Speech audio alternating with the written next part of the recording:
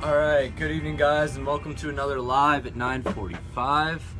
I am Adam VanOrd, your host of the show, and the guy behind VanOrd Customs. If you do not know what Live at 9:45 is, then let me just tell you. This is a live question-answer format, interview-style show where I pick someone from the RC community, specifically generally the scale RC community, who is doing cool stuff, supporting the hobby, and doing it in a positive, helpful way.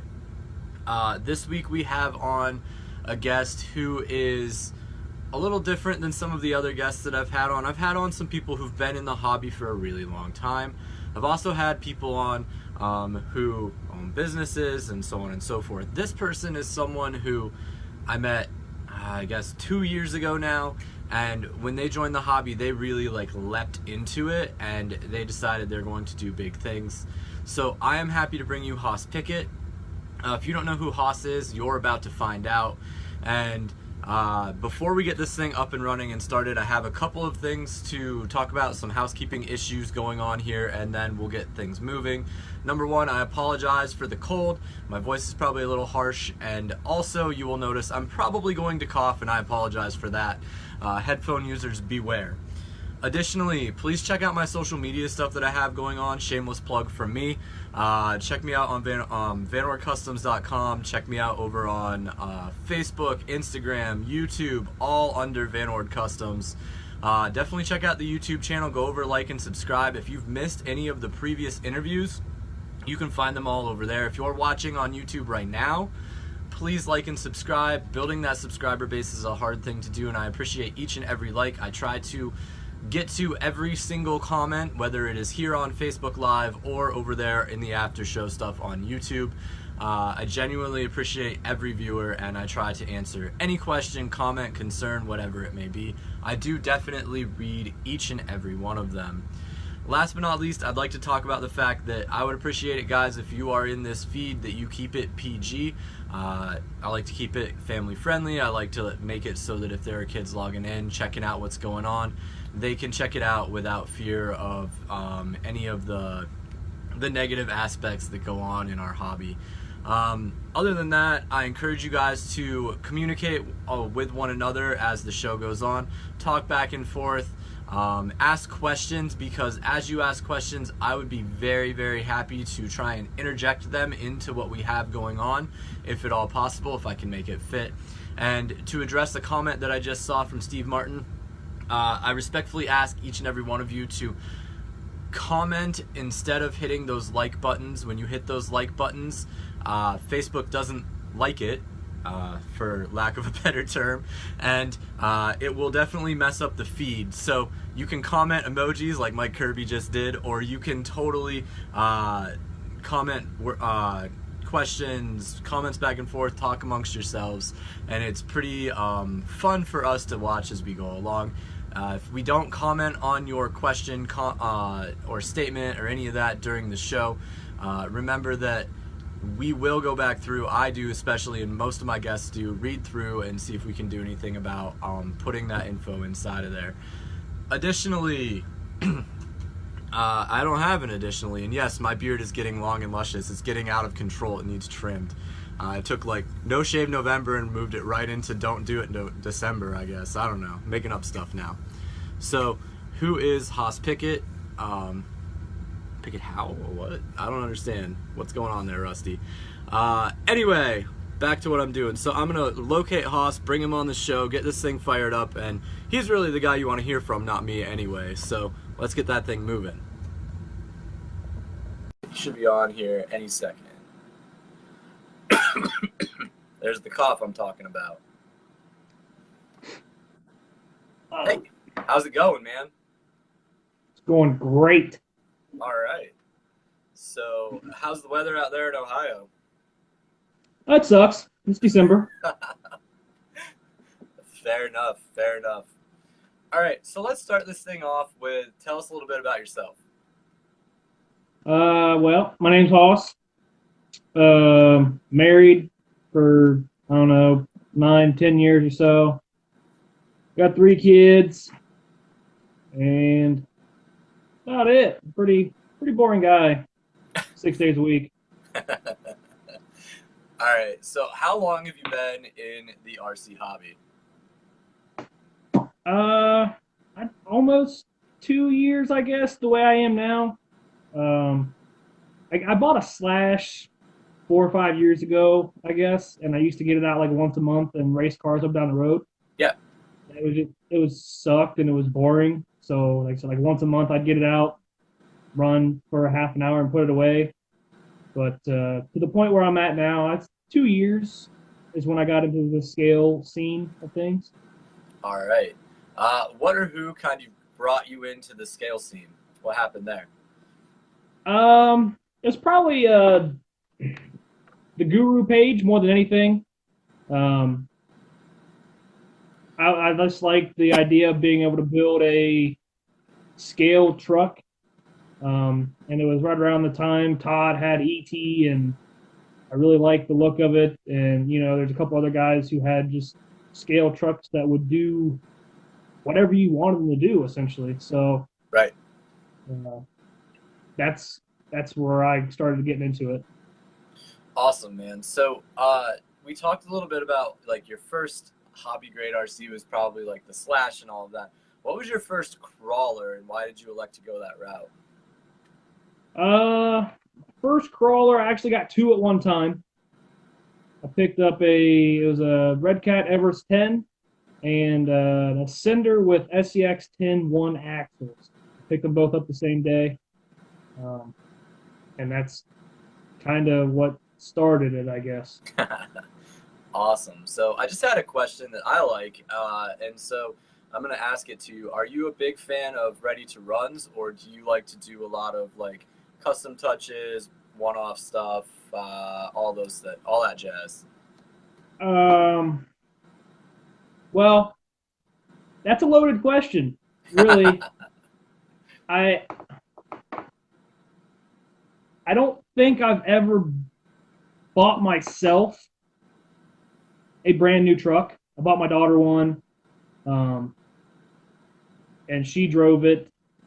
See, I don't care about the big fancy parts and stuff like that. So for me to go buy someone else's junk is fine Okay. because I'm just going to destroy it anyways.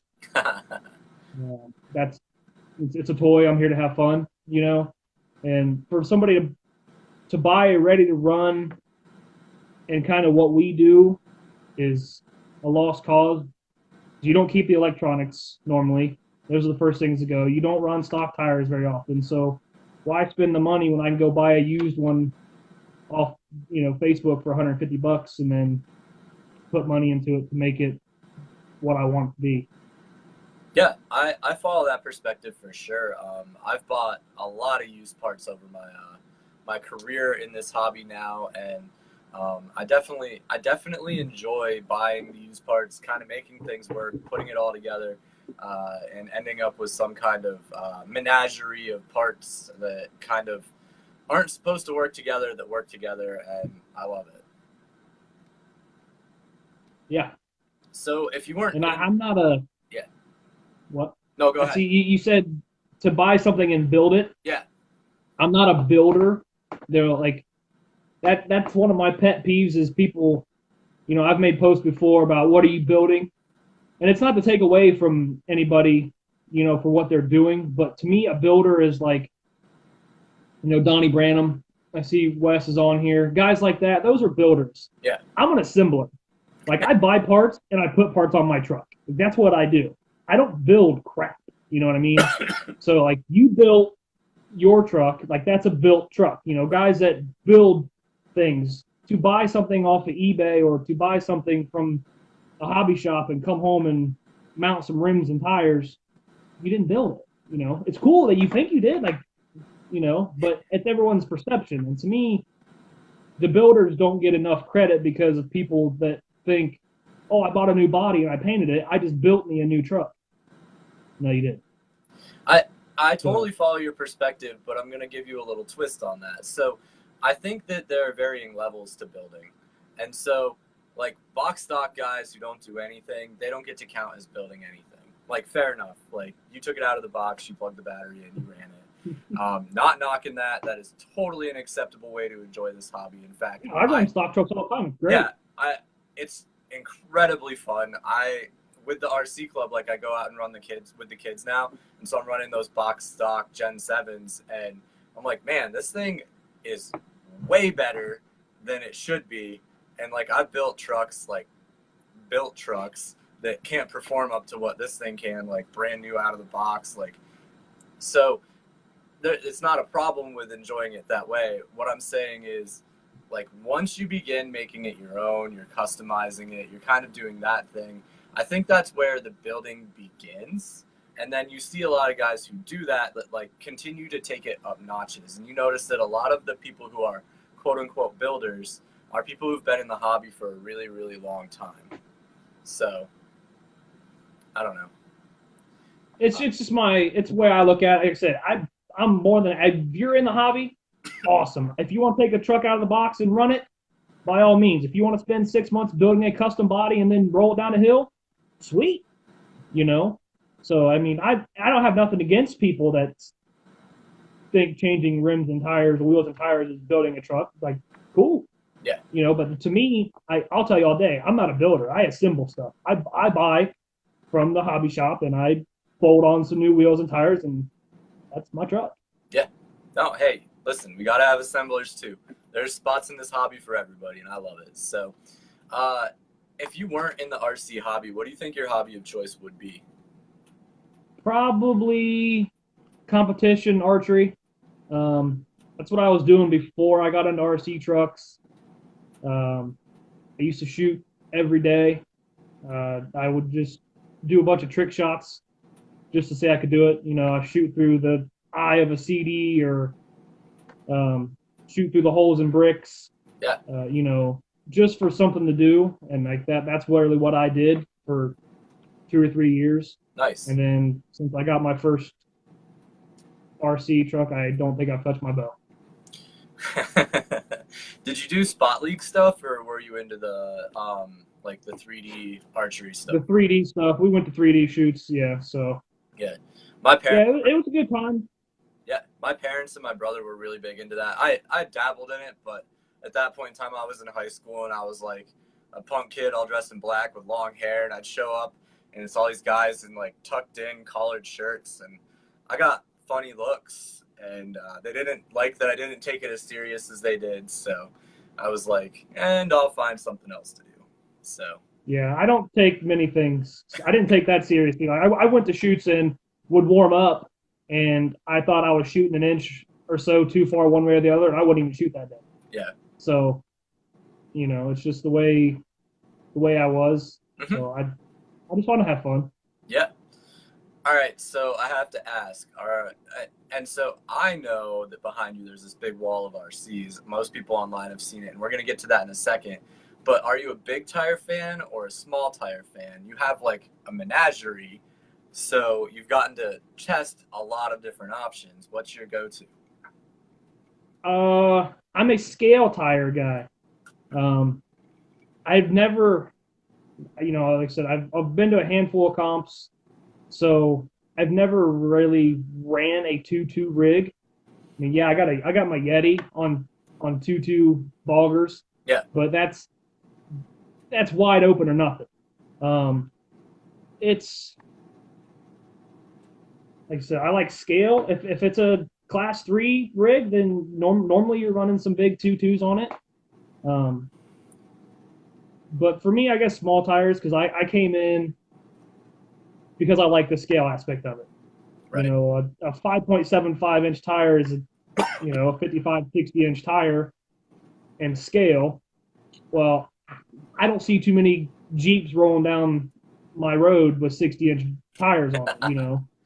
Like I showed up at K&K last year to my first comp I had to run class 2, and I had full width bumpers, a full body, and a roof rack, you know, as a Jeep Cherokee, because I wanted the scale look. I didn't understand how things worked. So, yeah, mud trucks are different. I have a couple of those up there. Mud trucks do run on 60s, but, you know, I'm not running a mud truck through class 1 or class 2.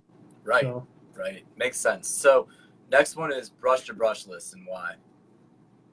Brushless because of just the unlimited amount of power. That gets me in trouble because I just throttle out of everything. All right. Uh-oh. There we go. Kill. Good? Yeah, we were freezing in and out there for a second. Hopefully we'll be all good. It'll come back. We should be all right. All right. So I'm going to carry on with some of that. And I'm going to say at this point, I'm going to shift a little bit of what we have going on over here. And I want to see something from the rack of trucks behind you. So pull down, like, you said you have some mud trucks. Let's see a mud truck. Uh-oh, we got freezing issues.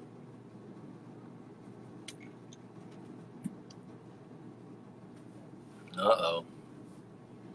All right, looking at some comments till he comes back. Am I back? Well, now we're in fast forward. Cut, almost. I'm not sure what's up. All right, I got a giant yellow Hummer. You good? I can see that. So. Yeah. So yeah, this is got the 2.2 tractor tires on it.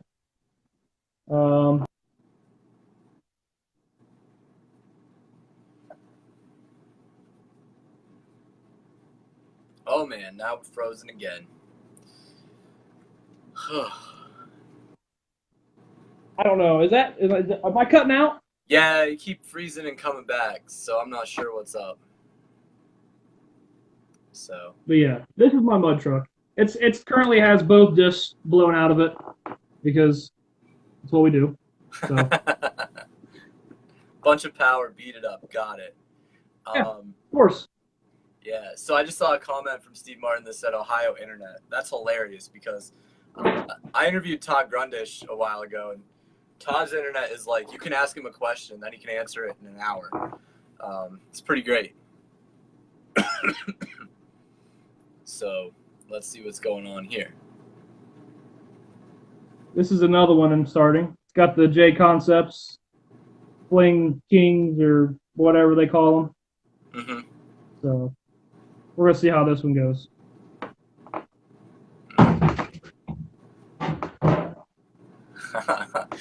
I'm laughing at comments. It says, spent all your money on a new garage and didn't pay the internet bill. That's great. So a lot of people who may not know your name probably know your Facebook group because it's kind of grown. What is the name of your Facebook group that you're operating, and where did the name come from?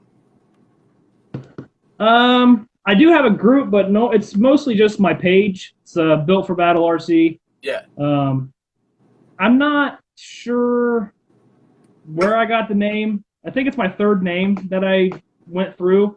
Okay. And it really, this one stuck. I don't know. Like I said, it's been about a year and a half since I came up with the name.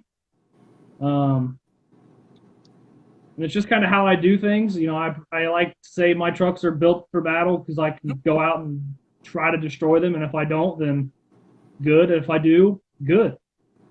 So, Fair enough. if I'm not breaking something, I'm not trying hard enough. So.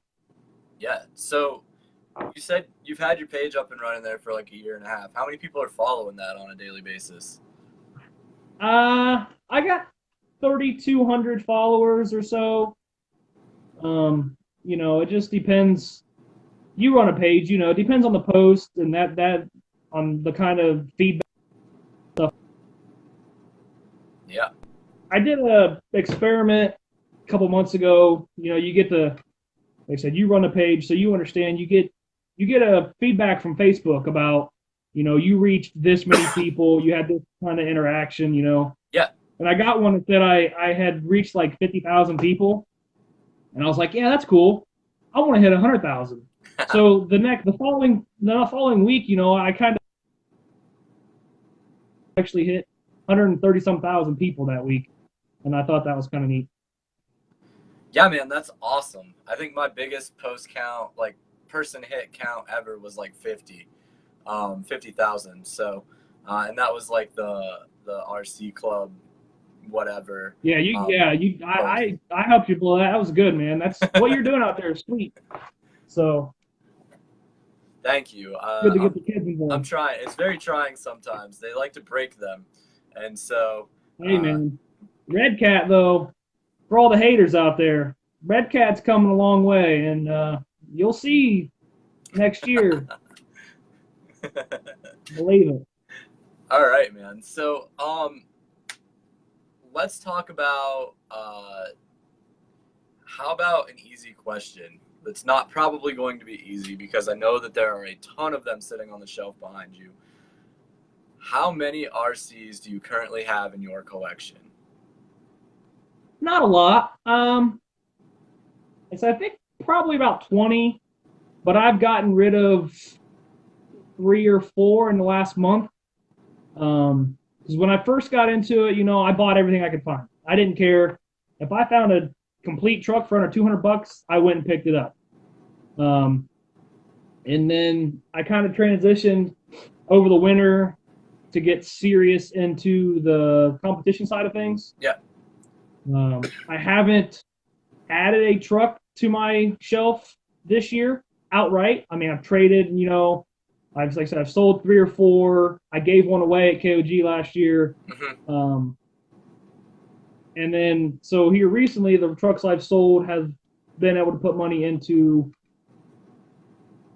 comp trucks that I want to be, better at.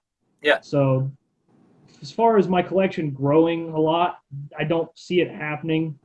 I'll probably be downsizing and have, 10 or 12 built trucks instead of 30 stock trucks that I beat on every day. Right, So, right. Makes sense. I mean, 30 trucks is really hard. Would be really hard to keep up with. I can't imagine. I don't even know how many I have right now. I might have like 10, maybe. never enough. And Never enough. Ask Mike Kirby. It's never enough. yeah. All right, Mike. If you're still in here, post your number up. Let's see what that is now. He can't count that high.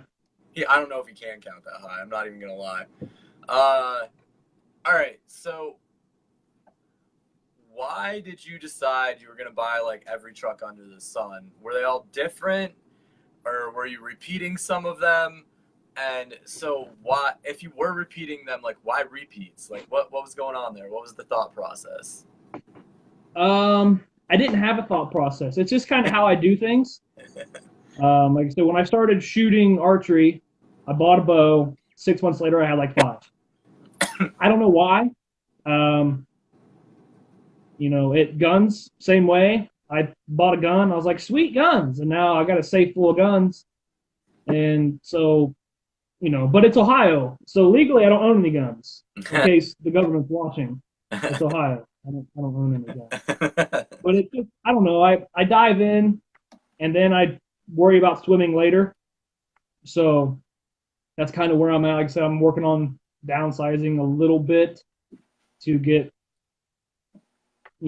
trucks that I can compete with.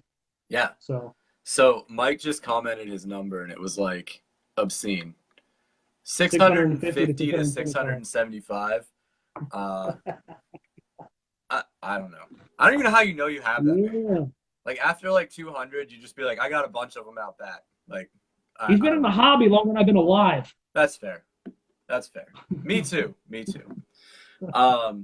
Okay, so let's see. Why don't you pull out like your favorite truck? What's your like go-to, your favorite?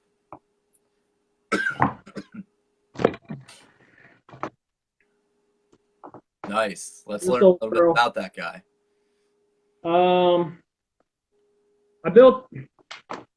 I assembled this last winter.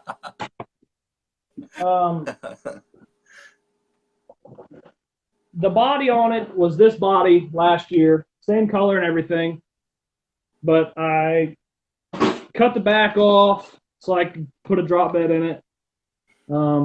Pinch the nose because I don't know why, but that's what people do, so I did it. It's got Corrupt Carbon Works Landshark chassis in there. It's not bad. It did just get a bunch of brass on it. Mm-hmm. So we'll see. I haven't driven it yet since I put all beef tubes axles front and rear. I got the XORs on it now because the body sits so low. It's the only tire that'll fit. I think the XORs are like 4 or 5. I'm a swamper guy, diehard swamper guy, but they're just too big. So I gotta run junk pit bull tires. Okay. We're not even going to talk about tire brands. We're just going to move on. Tires are awesome. Everybody loves tires. What's your favorite tire? No, we're not asking that question. All right.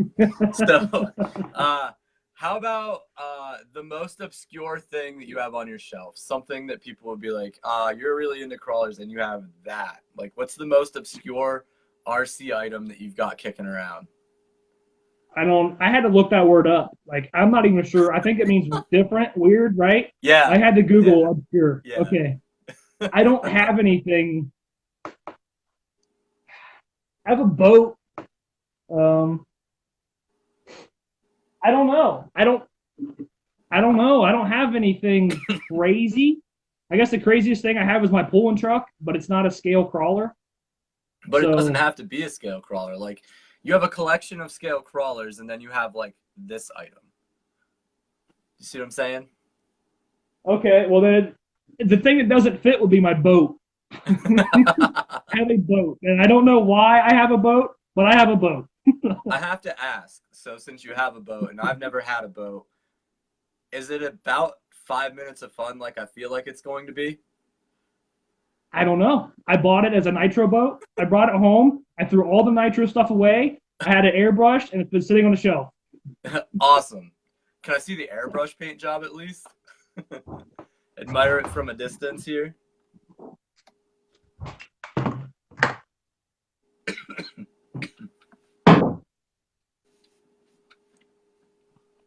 don't know if you can see it. Oh, nice. You see that? I dig the skull.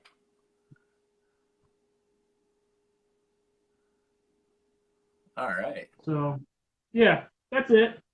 I don't know why. But I have a boat. You had too much space and you needed to fill it because it's a really long boat. So. This is the body I'll never use again. This is another Hummer. Why, you don't want to scratch it? No, it's too narrow. I ran it at KOG last year. This year. I don't know. It just didn't perform the way I wanted it to, so I came home and threw it on the shelf. Like everything else. Goes on the shelf and that's it. Gotcha. All right. So, by the way, you've shown like 3 Hummers, maybe 4 already. I can see at least 2 more on the shelf. Why the Hummers, man? You're like the Hummer guy. I don't even know how many Hummer bodies you have. 6 or 7. I have a 6 scale H1. I have the Tamiya H1.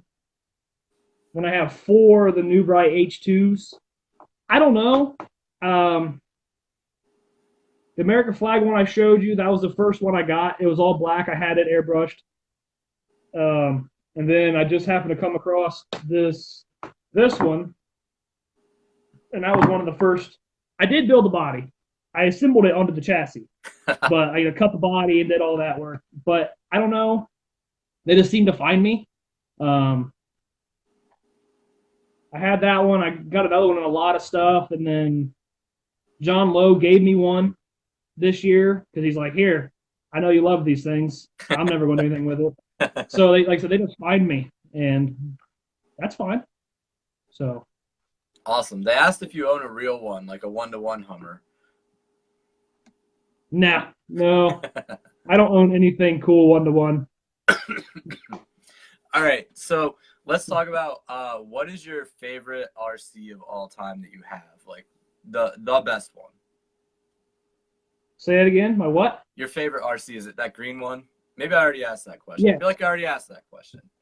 What am I Yes, it is this one. Or my red Jeep that's no longer a red Jeep. It was my class 1 that I... Yep, totally looks like a Jeep. Well, yeah. If I went to the fall crawl thing in Maryland and I rolled it down a hill, so I kind of yeah yeah. Gotcha. I had fun though, so that's all that matters. Right. Okay, so you talked a little bit about competing in some scale competitions, and I know you've had your chance to get out there and do some of that stuff. What is your favorite genre of scale competition? Like G6s, Sorka events, like what is it? Well, I've only been to the one G6. It was the Feeling Frosty here a month or so ago. I'm a Sorka guy. I go trailing once in a while, but it just doesn't do anything for me. Yeah, Wes, it was fixed. I cut the top off. I did. I snapped a few pillars, but that's clean cut. It's going to be a class 3, hopefully.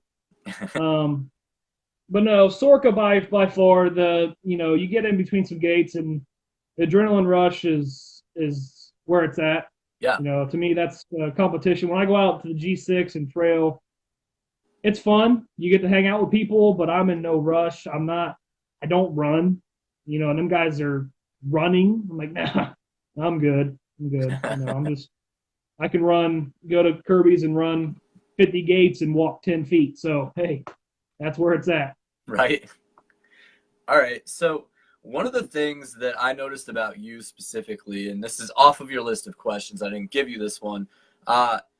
Every time I've been to a comp where you're at, even big comp, smaller comp, whatever it is, you always have the clipboard in your hand and you're judging. What can you say about that? So as a new person to this hobby, where is the value in doing something like that?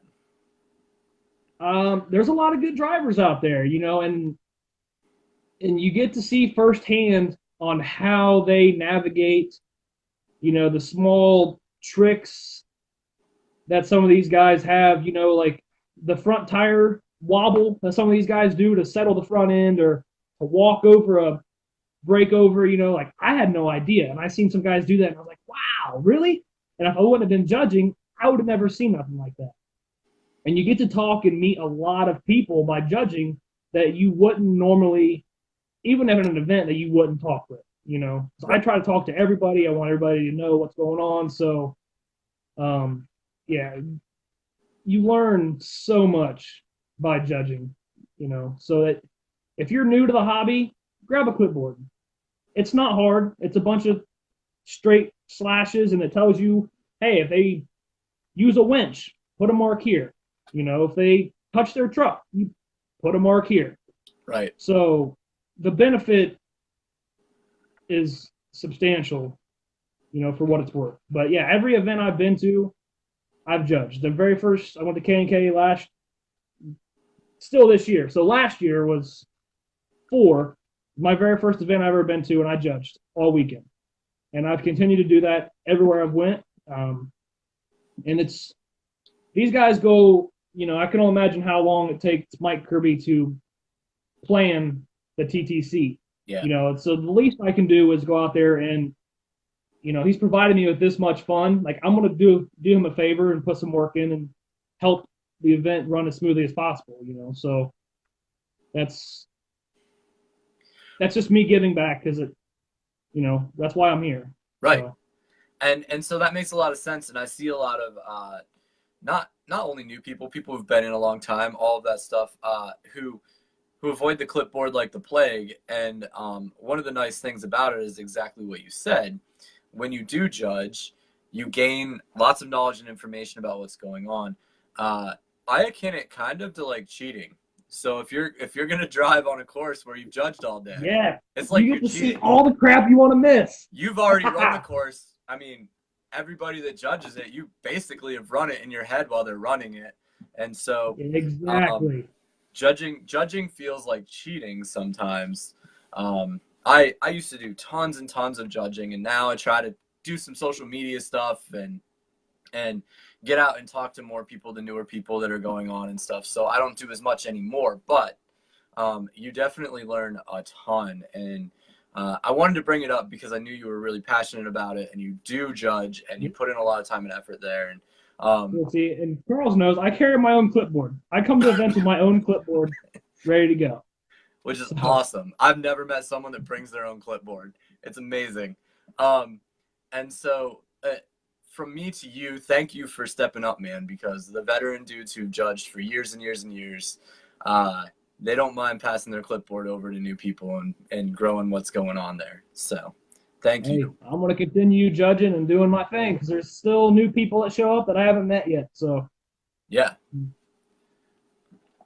All right. So, what is one thing that you will never leave off of a scale build, and why? Tires. No.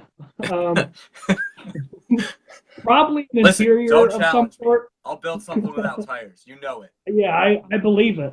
Yeah, probably an interior of some sort, even if it's just an interior cover. I mean, at the end of the day, it's scale RC. Mm-hmm. You shouldn't just put an uncovered interior, flat piece of Lexan and put a printed bucket on there. That's good. I've driven trucks sitting on a 5-gallon bucket before in real life. So, just put an interior in it of some sort. It's points. It's easy. So that'd be what I wouldn't leave off of a build, was some sort of interior. Nice, man. That's my answer. So anytime I ever ask that question, people say all kinds of things, and I'm like, dude, it's got to have an interior. Like, you can't look in the window and see the stuff inside of there. You just can't. I don't get it. All right. Who are your influence inside of the scale crawling segment of our hobby? And if you were going to pick someone to have on the show, who would you pick, and why would you pick them? I forgot to answer that one. Probably drive-wise, like I said, it'd probably be Grundish. I seen some of his stuff, and then I went to events and watched him just clean house. I don't know what it is. I don't think he's that good of a driver. He just wins a lot. It's crazy. Call it out, Todd. I see your comments. I know you're watching. But, as far as giving back, I guess I'd have to look up to Mike Kirby.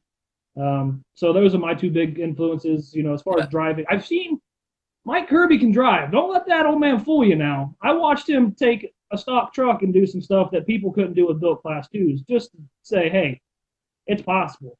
So I watched him drive a comp with 3-wheel drive in reverse because the speed control broke. Yeah, a whole course. Like, come on. Yeah. And his like, core was tremendous. That's all I have to say. So, yeah, those are probably my two biggest influences in the hobby. So, awesome. I don't know who. I had someone in mind about who I'd want to have on. Actually, you know who I want to have on. We just talked about that earlier today. I do know. So, I got to send him a message. I looked him up. Yeah.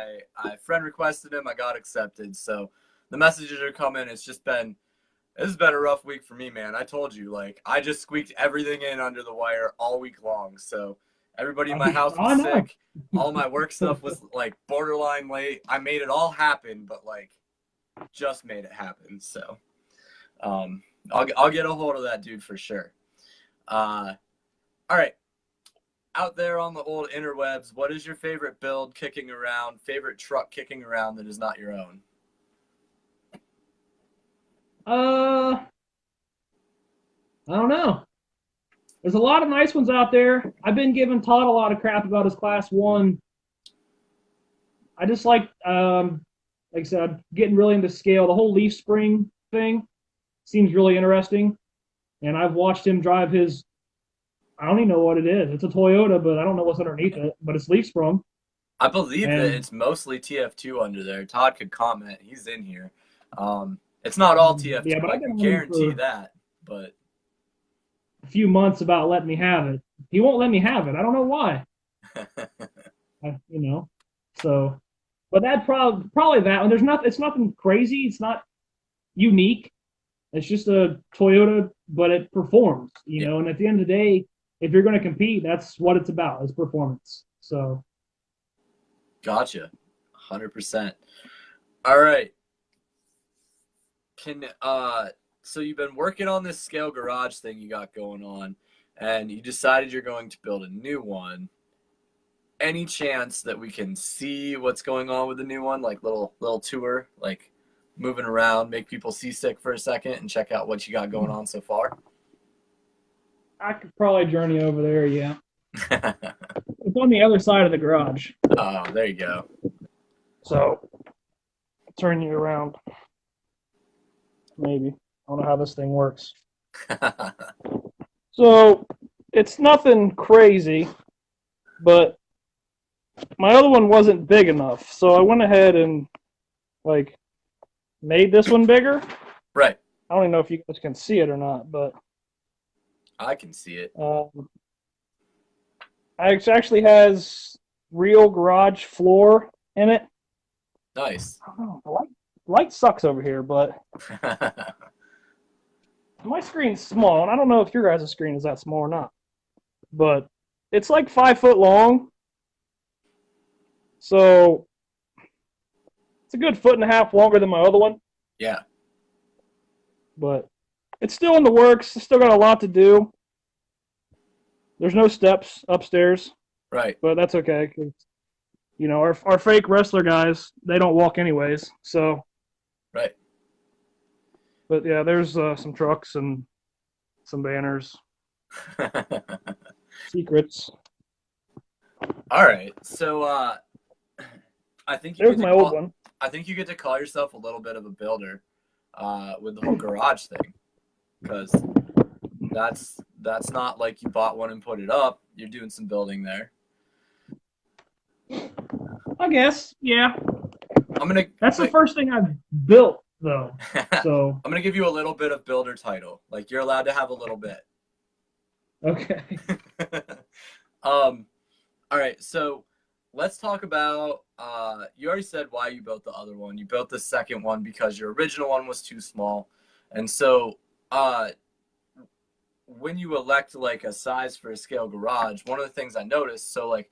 For anybody who doesn't know, I sell garage backdrops. I'm sure you've seen them on the online. You've seen them maybe on my website if you ever go there, VanOrdCustoms.com. No, just joking. Anyway, I made it like 5 feet wide because by the time you try and get some camera angle stuff going on, you want to have some space. And so, I mean, yeah. that's where I think a lot of people mess up. They make them too small, and then you can only take like one angle, one shot. That's all you get. So if you're going to do something like that, select a decent size of real estate and go there. So that's my 2 cents for scale garaging. Well, my thing was, like, I could get 2 trucks in, 3 trucks were cramming. You know, I wanted to be able to have a lift and still have a truck sitting over to the side and have a truck, you know. Yeah. I don't want it to be it's a garage, but I want it to be more of a shop-esque kind of thing. You know, people always put the lofts or the balconies.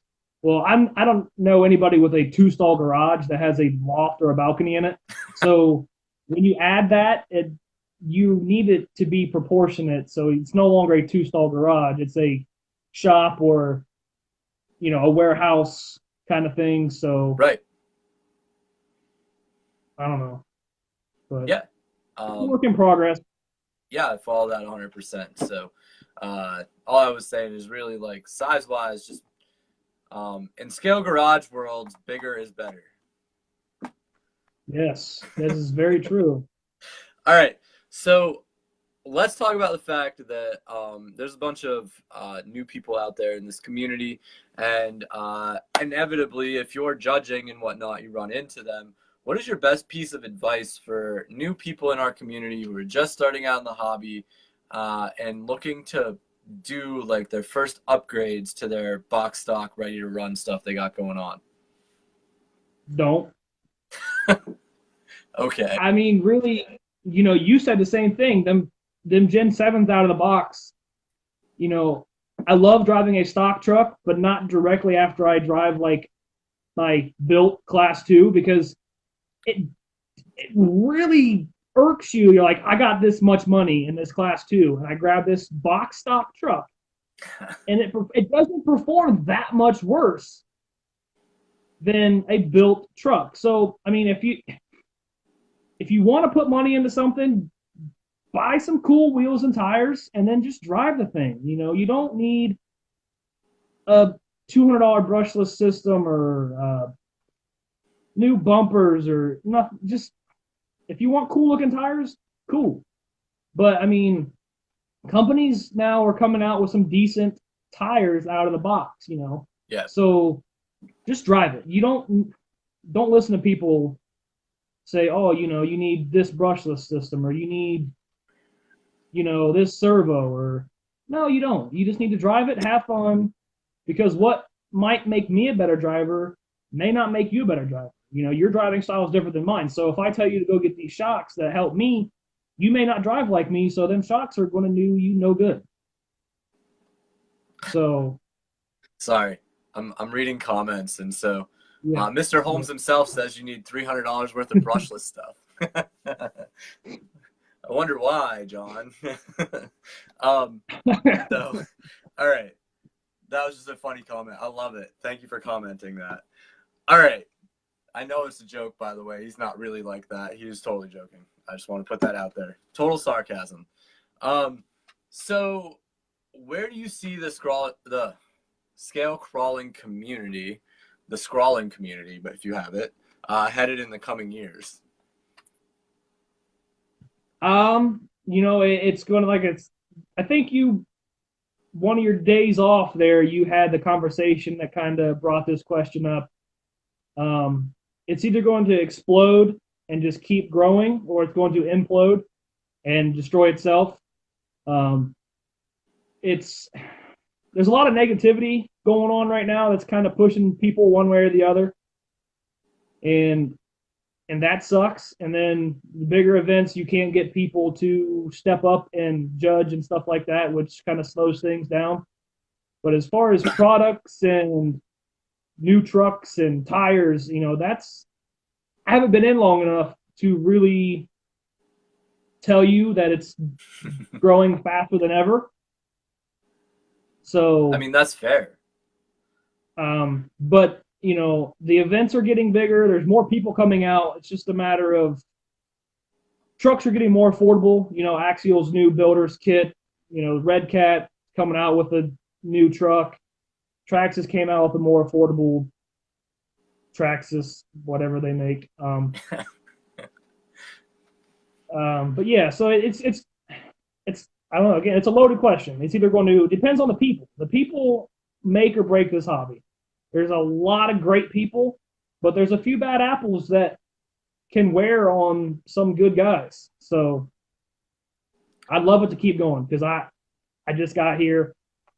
There's a lot for me to do. I haven't beat Todd yet, so that's on my bucket list. Yeah, that's a good bucket list, man. I remember, so when I started out, it was like Todd and Joe Keski and Tom Asher and those guys. And so they were like up here and unreachable. And so then once I made it to that point and I beat them a couple times here and there, like definitely the competition, like that is the bar. That is where you need to be for sure. And we go back and forth and all of that. And I was like, okay, I made it there. Now what do I do? So it's cool. Like set your sights somewhere and go for it. As far as your comments about where the scale crawling community is heading, when you talk about it can either explode or implode, I think on some parts you're definitely correct there, man. I see it growing in leaps and bounds, which I understand why you don't see because you haven't been in as long as a lot of us have. There's a lot of guys in it that have been in it longer than me. And when I started, the options were so few and far between compared to now. I can't even imagine where it was when they all started. So, yeah, 3D printing is taking it to another universe, you know. Absolutely. It's not, yeah, it's just the things they're printing now are, but, you know, like you got, I don't know, Sorka and people who interpret the rules different and then they want to build trucks, you know, so that's also pushing people, you know, one way or the other is how the rules aren't written right. And they're written right, but they're open to interpretation. Yeah. So, like class 1 and class 2, I don't know. From what I hear, class 2 used to be class 1, and people are just pushing it so far that class 2 is now a class 3, and class 3 are sporties with bodies. So, and that's why they come out of the class 0 to try to bring in the scale guys. But I don't know. If the rules were more direct, we wouldn't need 85 classes. We would need 2 or 3 and go on. Fair enough, man. I've been in so many rule debates over the last like 3 years that I know what time of year it is. So, being new, I'm going to give you a little bit of advice. This is the month of December and January, which is everybody knows how to rewrite the rules. That's what happens for the next 2 months. And there are so many people with really great ideas. And honestly, not all of those ideas should be overlooked in any stretch of the imagination.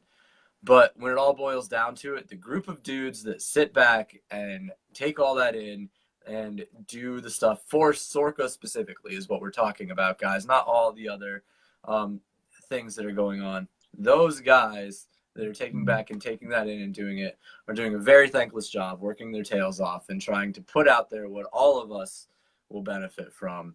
And man, it took me like 2 years of arguing with guys on the internet to learn that piece of information. And I'm just glad they're doing it so that I don't have to. So right. So that's my stance on rules. Since we ended up there, dudes don't sit back. Okay, they don't sit back, Ryan. They sit forward. I don't know what they're doing. They're working at it. They're trying. The way the hobby grows so fast and so quick and changes like on a daily basis. I mean, Harley, Josh Theed's Harley Design started doing scale news every week, and he's had like 1 week where he didn't have a lot of news. That says a lot about our part of the hobby and how fast everything's growing. Have you seen his show? Huh? What? Have you seen his show? Yeah. He could get away with not doing it once a week. Okay. Regardless, there's still something going on all the time. Like when you comes down to it, when it all boils out, the reality of it is it's growing fast, and so keeping up with that is a tough job, and there's a lot of people doing it. And so I'm gonna shift questions just a little bit here and go toward like my next question is an interesting one. It deals with sponsorship. I always ask everybody something about sponsorship. So I have to ask, do you currently have any sponsors, and why have you selected to represent those people? If you do. That's a good question. That's a good topic to talk about. There's actually a question came up in the Axial page about sponsorships and stuff like that. I am sponsored. Team K&K, RC Addict, Three Brothers RC. Man,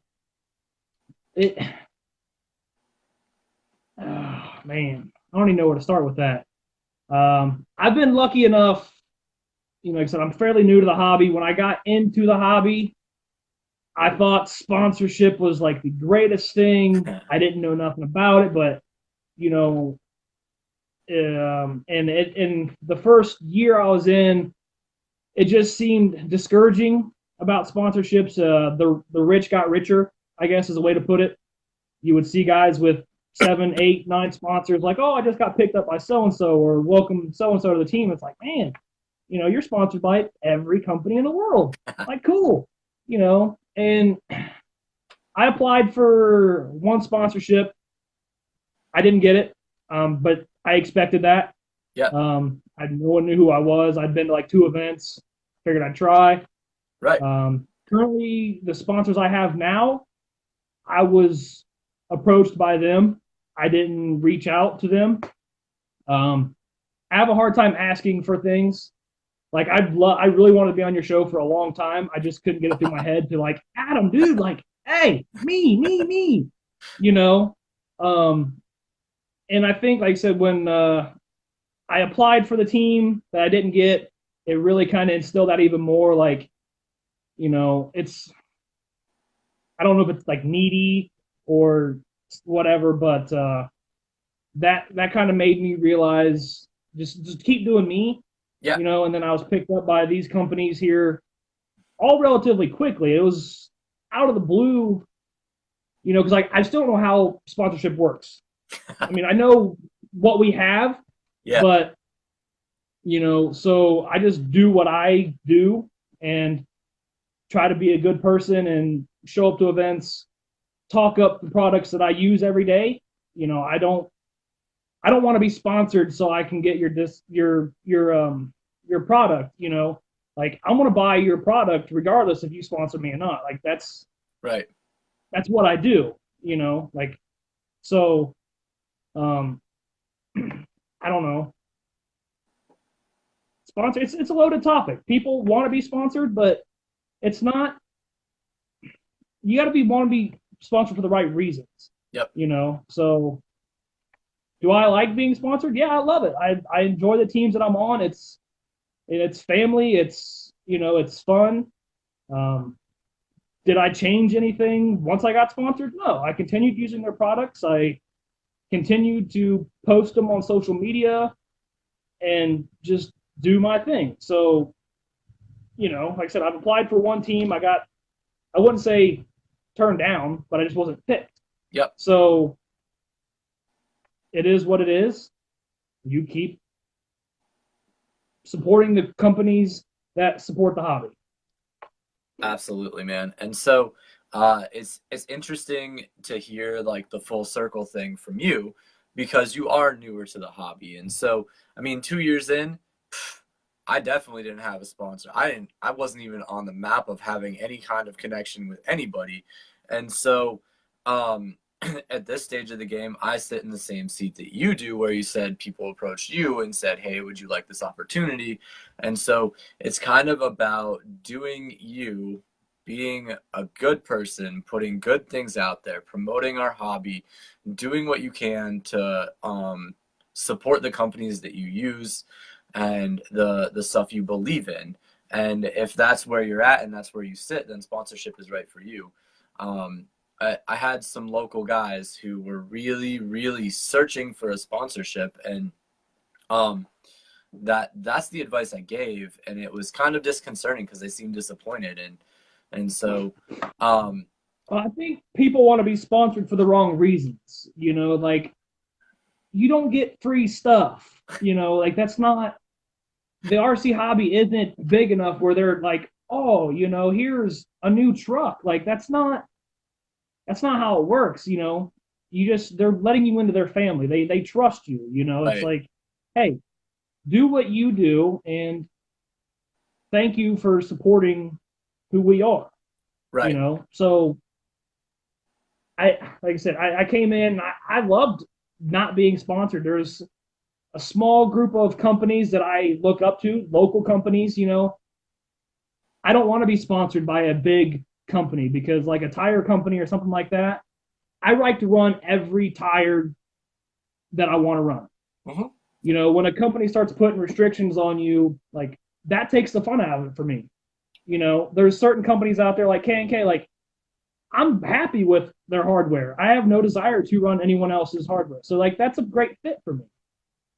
RC Addict, it's being sponsored by a hobby shop. Who wouldn't want that? Yep. So but you start getting into Pro Line or Pitbull, like I have no desire for stuff like that. Gotcha. And I think that's where some people just want to be tied to something, like, oh, I'm sponsored by so. Okay, and have you ever ran their product before? Well, no, but they're really cool. Okay. So all right, man. I get you. I get your perspective. This is already a little further than I typically go in the sponsorship comments and questions. So I'm gonna back up off of that for you, not put you so much in the hot seat, and just say that there are lots of views out there. And so I always talk about it because it's a hot button conversation. And yes, the reality of it is there aren't right and wrong answers into a lot of the stuff that we talk about inside of the RC hobby.